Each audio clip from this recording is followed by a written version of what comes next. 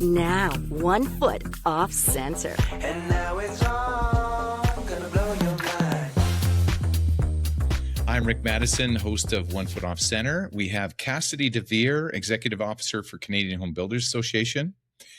Ron Mattiussi, former CAO of Kelowna and now a hired gun for municipalities everywhere. Okay, so I wanted to talk a bit about, there was an Instagram. I don't know if you spend as much time on Instagram as I do. I probably spend too much. But I saw this content creator locally who was walking towards the lovely El Dorado. And he mentioned something about this boardwalk incident between the city and the El Dorado, and a little bit of history there, as I'm sure Mr. Mattiussi knows about, is that there's a boardwalk that goes between the El Dorado and the lake. And the current owner does not, well, and this intrepid reporter walked the boardwalk the other day. I might have had a glass of wine at the El Dorado because, again, you need the complete experience. You want to fit right in. You didn't want to stand out. Research. It's research. Research. This is all research. Yeah. I do recommend the house red, by the way. So anyway, I walked to the end and it said this boardwalk is closed as per city of Kelowna, which I was surprised at. And I see both sides of this as far as the proprietor would probably want to block that access because it creates a more curated experience, beautiful setting, great view, everything's perfect. Would you want to have people going back and forth across a boardwalk? I don't think you would. But I wanted to dive in this with two very appropriate panelists for this particular subject. So Cassidy, you've heard about this. I mean, Ron's going to add some historics to it, but what are your thoughts on this? And this is more about, a proprietor versus the city, and what do you think about this whole, what I would call actually a fiasco? Yeah, I think that it shows that not all, we can't have one size fits all policies. I think that, the idea that, we should be able to walk around the lake, I do support. I think the lake should generally be owned by the public. And I know there's lots of people that, have put docks up and fences and they're like, this is my property, but they don't actually own that property. And so I understand that is public property. I think on the other side, there'd be concerns with liquor laws, you're serving alcohol on that boardwalk. And so I know when we host events and we pull out permits, there's a lot of rules. There's a lot of rules around liquor licensing. So that would be something I could see on the other side. And I think that if you look at all the places to sit on the patio on the lake, Kelowna is actually really bad for how many opportunities we have. When you look at other small municipalities in the region, there's a lot more of it. And so it's how do you create something that's on public property, but it gives that amenity that really a lot of people want. A lot of people want to be able to sit and have a glass of wine and have some food and look at the water, whether it's tourists or local residents. So I could see it's a very challenging situation for sure. Well, it is challenging. And you bring up a good point about the liquor license. I think that's a valid point where, as we know, there's different regulations that surround that provincially. So we want to make sure we're adhering to those. I did find it interesting. There was a portion, and again, this is actively in court. So I want to be careful here, but I do think nobody wants to get sued today. But I do think there's an aspect of it which was under construction or something like that. I'm sure that's in the court docs, which we could not get a hold of prior to this broadcast. But I wanted to find out the history of this from you, Ron, for what you can speak to it, because obviously this is an ongoing issue. I think it would have been during your tenure, correct? Oh, absolutely. Yeah, actually. But there's a number of these. The dolphins, a lot of people don't realize it. If you look at the statue of the dolphins and you move towards the condo that's right there, there's a breezeway that goes through the gate. That breezeway is actually a public right of way, and that's one of the early ones. There are others where the public pathway goes through private property, but the pathway is a right of way. Manteo, a very early one, you can actually can actually access Mateo from Lakeshore. There's a gate that goes around. That gate's supposed to be open too. And one of the provisions the city, of being reasonable, said, and there's a number of these. There's some off way in the Mission. There's a neighborhood that has. We have lots of beach ends, and of course, we get the same issue around these beach ends. People don't want people partying on the beach ends. So what the city said was, okay, we're going to treat these walkways like parks, and at a certain time of night, 11 o'clock till 7 in the morning, you could lock it so that people aren't partying on your private property or even public property for that matter, like on a beach end where it could be very disruptive. In the case of the El Dorado, I'll get into too much detail. Really, the case was we had a right of way, but when they built the boardwalk, they built it, can't remember. They didn't build it on the right of way, they built it over, but the city still had the right of way going through their property. And again, the agreement was, sure, you can use it, but you can't block access. The whole idea of the liquor license and serving food then became a problem. But, I guess I would look at it as not the city's problem. I mean, the deal's the deal. It's a public access. I think the city's quite reasonable in every one of those cases by saying you can close the gate at 11. Years ago when they first built Mateo, the owners then, it was different owners, somebody complained the gate was locked at 10 in the morning. So I went out. The bylaw officer was having an altercation. So I thought, okay, this is important to settle this right away. So very unusual for a city manager to go out in a bylaw. But I thought it was an important one. And, basically said to the owner, remove the lock or we'll cut it off. You block public access. And they did under, very angrily and complained about vandalism. And I said, well, that's the deal. If that's the deal. And so these do go back, and there's lots of examples. And again, I don't know the particulars of this ongoing fight, but to me, the question was pretty clear. It's public access is there. You get to control the time so that it's not disruptive.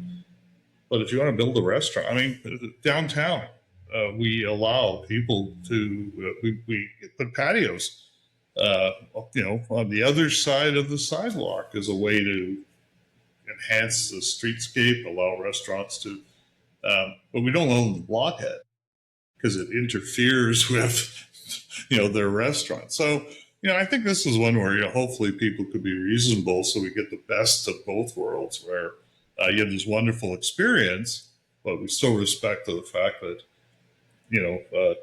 continuous access that actually existed before you put the facility in, was always there. It's not as if we went and expropriated through the middle of somebody's restaurant, to put a path. In all these cases, the path was there. And it's very different than, Cassidy, you were talking about access along the high water mark. It's always been debated. That's a little more tentative because, is there a high water mark on a lake that's controlled access? The lake is controlled, it's not tidal. And so what is the high water mark? But in these cases, these are actual physical survey rights of way. And so I think they have much more, it's less debatable, I would think. Mm-hmm. And now we're only arguing what's reasonable expectation of access. So Cassidy, when you hear those things from Ron, that resonates with me. It's a public right of way. In fact, we may or may not have been boating around the El Dorado, and my daughter had to join us out on the boat once we put the boat in the water, and I couldn't believe she had to go through the restaurant in order to access the dock. Mm-hmm. You can go on the left side, which is more of a public, but again, I see it from both sides. The proprietor's obviously trying to protect access and pay to play. This is all capitalism at its finest. But where do you think it starts and ends, though, from your perspective? Are you talking about me? Is that for me? Mm-hmm. I think it comes back to whatever the agreement was. Like Ron said, like a deal's a deal. And so, if the deal was the access was always supposed to be there, and the deal was like who pays for the boardwalk, who pays to maintain it. It's really should be whatever is in that contract. Like for me, like or renegotiate it. If it, Yeah. it's, again, we all, I mean, the El Dorado is an iconic location in the city. It's some people symbolizes Kelowna, what it always was, and everything. So it's an important, iconic business. Having a wonderful meal at the El Dorado on the board, nobody would necessarily like to be sitting there and then get, banged in the head by somebody walking by with a floaty, going to the beach. So I mean, I think people have to be reasonable and respectful, and I think there has to be a bit of compromise on both sides. And if something isn't working, okay, how do we make it work? But this dispute's been going on for quite a while. And again, I don't remember the absolute details other than the fact that there was a right of way and there was an agreement. Well, if you misremember, that's fine, Ron. Yeah, I know. It's my excuse now. It's my excuse for just about everything. Well, speaking of properties, let's talk about 1 Foot Off Center, brought to you by our favorite realtor, Jennifer Maddison, Remax. Keys in hand, deals on deck, hustling heels. What do you expect? Actually, this lovely lady took a client who was not mobile out for lunch while her home was being shown. Who is kind like that? Well, that Jennifer Maddison one is. Soil to Sod Landscaping, curb appeal, yards that look like a landing strip for angels. Call Soil to Sod Landscaping. Only a few slots left this summer. They came over to the Maddison home and fixed up the lawn real good. Overcomes the owners devaluing the neighborhood, that's for sure, or at least tries to. And we're also sponsored by every small and medium-sized business that is fighting the good fight against online orders. These local businesses are paying property taxes, staffing local citizens, and basically just being great people. So whenever you can, please support small to medium-sized business. Okay, so Ron, I wanted to, just one part of your story I really found important. You went down with the bylaw guy to make sure to lock.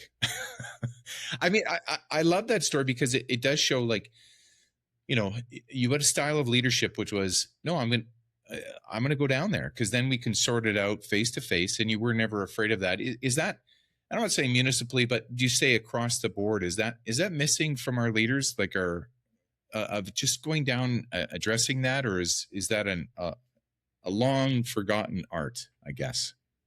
Well, I think when you're a city manager, most city managers like to leave that kind of stuff to their staff. And, it's one of those ones where if you intervene too early, too often, then people just go to you and ignore your staff. I mean, it's like any business would be the same, right? I mean, if you can call up the manager of the store without dealing with service person, then everybody's going to do that, and the manager will spend all their time at the front counter. So I think you try to balance both of that. I think it's good. I think it's good to leave the office and go on site. I did that many times. Somebody would say, well, come and look at this. And, as a city manager, until it goes to council, and there's not a lot of opportunity for council to intervene on a dispute. So it's usually left to the city manager. But you're the last appeal, sometimes, like in this particular case, here's a prominent business person in town, like having an argument with a bylaw officer with a bolt cutter. And I just thought it was really important. In fact, I did it twice. I did it farther down, and I can't remember, was it Fuller? There's another beach access in the old El Dorado area where a very, very prominent city citizen was building their very large home and was using the beach end to store their building material, which the neighborhood did not like. And Shocking.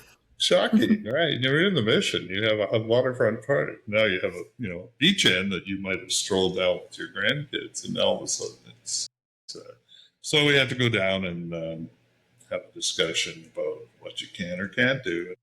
One of the good things about the city, ultimately, with great power comes great responsibility, is, we could have just taken this stuff and hauled it off. But, I think we always try to, again, be reasonable, even if sometimes people we were dealing with are unreasonable. So yeah, I think it's important to get out once in a while. I think it's important to go on site. I think it's important to visit neighborhoods that are having problems and meet, face to face. I think it gives the city a kind of a personal touch that there are real people that are really worried about what's happening. And, how come you can't do anything about it? I mean, but you could at least listen, which I think is the most important thing, and try to explain what the potential options are. And most people in the end will just respect the fact that you did that, even if they disagree with you. Well, in Cassidy, I think what I really appreciate is I think that saves the city lots of money, because it can potentially avoid a lawsuit and other means. And I think that's key. And you have the luxury of speaking to a lot of your members. I guess, would your message be to leadership? Why don't you just come down and talk to us more often, or pick up the phone, or would that be your message to civic leaders on some of these issues that you probably see and hear a lot about? Yeah, I think it's similar to what Ron said, whether it's that or business owners. Like, I think it's just, that's the whole reason the Undercover Boss show exists, is just like getting out of the office and going out to the front lines and actually seeing what it's like. And so, yeah, I think it's hugely valuable. I do know there's a few city councilors when, zoning applications come up or whatever, they'll actually go to the property and drive by and have a look. And I think that's really important. And yeah, we always say just like getting out of the office, getting off a Zoom call, getting off the emails, like having that, the face-to-face meetings, having on-site meetings. There's so much value in all of that. And really it's like kind of all the way through. I think it's just society in general. You send 3 text messages or 3 emails, like that should be done. After that, it's like go meet in person and go sort it out, or pick up the phone and call. And, the emailing people back and forth for 6 months. And it's like, oh, I don't know why this didn't happen. So, yeah. Yeah, I just think it's important to, when you're part of an institution, to also personalize it a bit, right? To actually go out and show that we're not just letterheads and get out. I mean, I tell people the whole deal on the IHA building downtown on Doyle and Ethel. Yeah. That building came about because someone said, yeah, we understand IHA wants to consolidate all their offices into a building. And at that time, the downtown was still struggling in winter. You probably remember every business in town shut down for January and February. We knew that we needed people downtown, but we also needed jobs downtown. One of the mistakes that Vancouver made was brought a lot of people downtown, but a lot of the offices were displaced to suburb stuff. Anyways, I literally picked up the phone, called Dr. Halpen. He was in the head person over at IHA. I said, we have coffee. Sat down and said, look, I hear you're consolidating offices. I think it's really important for the city that you consolidate them downtown. Having a bunch of well-paid IHA staff in the downtown will help businesses during lunch. I think it'll just be a really good stimulus for the downtown. He says, great idea. And I said, so look, both public agencies, we have lots of rules we have to follow. We can't just give you the land and whatever, and you can't commit. But can we just make one promise that we don't get to know until we exhaust all possibilities? And he said, absolutely. We shook hands, turned it over to our staff, who struggled. It was not an easy project to deliver. Parking was a huge problem, but it was delivered. Now, could you imagine trying to do that with an email? Impossible. Impossible. Yeah. Impossible. No. Well, because you can get bogged down in the details, but I think the key with any kind of big initiative like that is where do we want to go? How can we get there? And there's a lot of moving parts, of course, but I mean, here's our objective. And as long as we align on the ultimate goal, I think we can probably get there. And I think that's the wonderful thing that can happen there. Yeah, and as 2 leaders, neither one of us knew anything about office leasing or that. That wasn't our problem. We had people to deal with that problem. It was just a good goal, right? This is good for IHA. This is good for the city. Can we make it work? Ended there. Now, at the risk of disparaging a former prime minister, but I do remember. Hey, you know I'm sensitive about Stephen Harper, so just calm down. Yeah, the last great prime minister. Yeah, that him. Yeah. I would say that one of the interesting things was during that truckers rally when they went to Ottawa. Was I remember saying to my lovely Jennifer. In Winnipeg, I wonder if they could meet up with the head of that rally so they don't get to Ottawa. I just have a sit down and just do it what I'm going to call now the Mattiussi way, which is to sit down and go, okay, you know, what are your grievances? What do you want to see? How can we help? What, you know, let's have some dialogue. Let's sit down in a coffee shop, a trucker's diner, great photo op. Let's sit and instead it kept exacerbating and getting built and just building and building until finally they get to Ottawa. And of course, we all know what happened there. So I think sometimes that, you know, we do miss that with leadership, is that we forget that sometimes just sitting down with somebody and going, hey, listen, I don't know if we can solve it today, but I want to have this chat with you and figure this out. I want to figure out, can we get somewhere? Can we get some movement on some things? I mean, when union reps sit down, like I've talked to a lot of great negotiators, and they say that the key is being able to sit down. You may not agree, but at the end of the day, just that very aspect of sitting down with another human being and trying to sort it out is still an unrecognized art form. And too bad it's gone the way of the dodo bird. But Cassidy, any final thoughts? Go ahead. Sorry. I think that's just conflict resolution. I think it's that fine balance of, you know, not wanting to overreact to something because it might just, you know, fizzle and die out. But when you see conflict rising, do you hide from it, or do you get in front of it and, you know, try to calm it down when you see it coming? So I think that's a fine balance. And I think a lot of people haven't figured out where that balance is. And a lot of, you know, sometimes people create a lot of conflict by like always like running towards it. And others kind of just hide in a back room and just hope it'll go away and just kind of say it's not my problem. And so definitely finding that balance of oh, okay, something's happening here. And like, you know, Ron said, going down there to see it, or your suggestion of meeting the truckers halfway. Like, if as you see a problem arising, are you going to actually like step in front of it and say, hey, I see there's some conflict here, I'm going to have some conversations? Or do you just like, well, I'll wait till I get an angry letter and then go from there? I think that's it, Cassidy. I think it's a balance, and I think that balance comes with experience and, you know, time. And you know, I don't think it's ever the wrong time to actually meet people, you know, try to do it. I mean, you know, we're in a litigious society where, you know, everybody sends a letter from their lawyer and all that, and I think just that sentence. I think a lot more things can actually be dealt with by, you know, when we talk. We may not agree, but can we at least sit down and talk about it? There's a great technique I learned from this founder of a jewelry store, and he had the misfortune sometimes of telling people what their ring was worth after they threw it in a champagne flute and asked their beloved to marry them. And as such, when the ring went into the flute, it became used, and of course the buyer then took a bath on the value of the engagement ring. So if you think about it, his heart is broken, his ring is worth less, things are bad all around. It's a trifecta of crap. Anyway, he would go in and this person would sit down with this founder of the jewelry store and say, hey, you know, what can you give me for this? And he says, well, you paid 15, but now it's worth 7. And so the person would, of course, vent. And one of the things he said was a great way to segue into that conversation was, thank you for telling me that. After this person just says, like, basically, I'm ruined.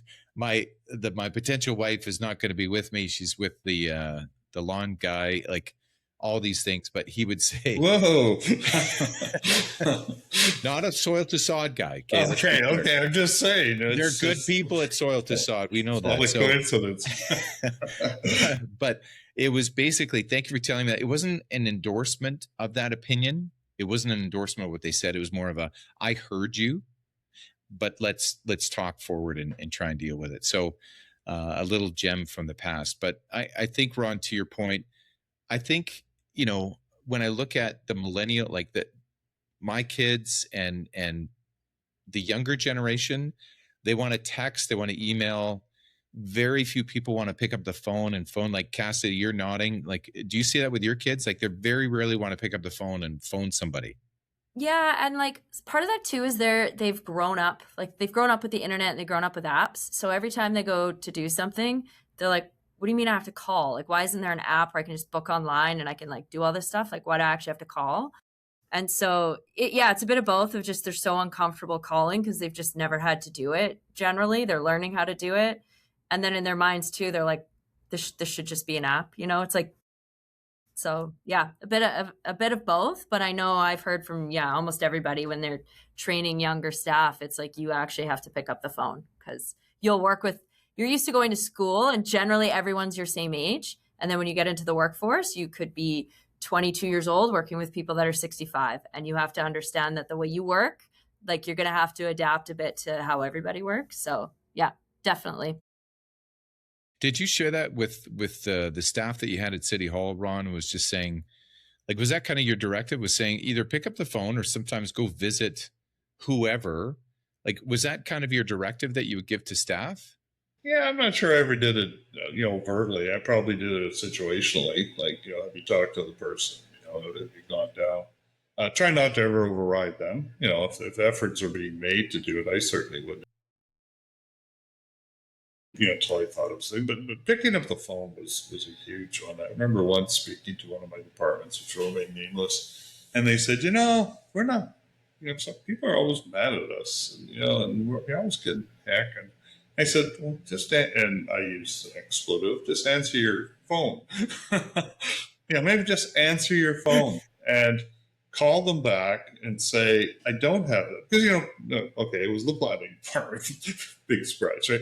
But the planning department often has to rely on different departments, right? So they're relying on parks and engineering and, outside agencies, Ministry of the Environment. So they maybe can't finish the report until they have that. And, when somebody calls you, I said, don't avoid it. Bad news doesn't age. It's not like wine. Bad news doesn't age. And then you have two problems. Now you have, the fact that you didn't answer it and the fact that now it's late and you didn't answer it. So I said, pick up the phone, tell the person your situation, tell them when you're going to get back to them with an update and say, look, and if for some reason I don't get back to you on Thursday, call me and I'll give you an update. I can't force the ministry to give me their comments, but I could at least keep you up to date with what I have.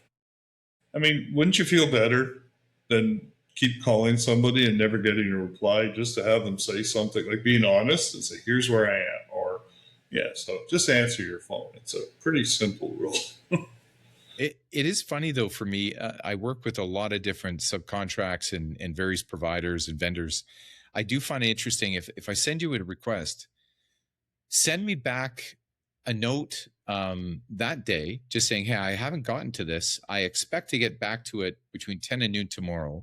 If you don't hear from me by this, but at least give me something rather than crickets, because in the land of crickets, we don't know anything. And so we start finding other vendors or we start thinking of things in a vacuum. And I think sometimes that's another lost art of, I can't do this now, but certainly at some point, out of respect for you and your time and your timeline, I will figure out a way to do this at this time. So, and Cassidy, I'm sure you've never dealt with any vendors or suppliers or anything else, but that actually happens. Okay. Yes, it does. It does. Yeah. Just even as simple, like, hey, got your email. I'll get back to you. Because you're like, when you send someone 5 emails, they've read it. Like, there's no way they've missed all 5 of them. Exactly. just a simple, I've received this. Even that is appreciated, I know. But now everyone who's been emailing me is like, how come you don't do that? Yeah, exactly. Yeah. Because I'm swamped. Well, I will change the channel though. So if I email, I might text, I might phone, I might drop by, I'll try and change it. I haven't tried the Cassidy 5 emails in a row, but I'm going to look at that for sure. I'm going to look Yeah, at that. I mean, if somebody sends me a text or somebody, sends me an email, often, first chance I get, I'll say, look, I'm driving somewhere. I won't be back in my office till later, but I will call you. And if I don't, just remind me, because somewhere in between I may have forgotten. But, I at least acknowledge that I received it, but I can't respond right now. And I think most people are pretty happy with that, right? A small aside to that. I'm still shocked at people that go, Rick, I appreciate that. Can you send me an email or text me about that reminder? And I'm like, that's interesting, because we're talking on the phone. When you hang up, there's this thing called voice to text reminder, which we could all maybe use. But anyway, that's just my own aside to that. I want to say thank you to our panel, Mr. Ron Mattiussi, Cassidy DeVeer. Scott Lanigan is doing God's work, as we all know. Couldn't make it today, but he's here in spirit, I'm sure. I was going to bring a Scott hand puppet just to. There's so many comments I can make from that of where you put the hand, but I'm not going to. Thanks again for watching and listening, and we'll be back probably next Sunday.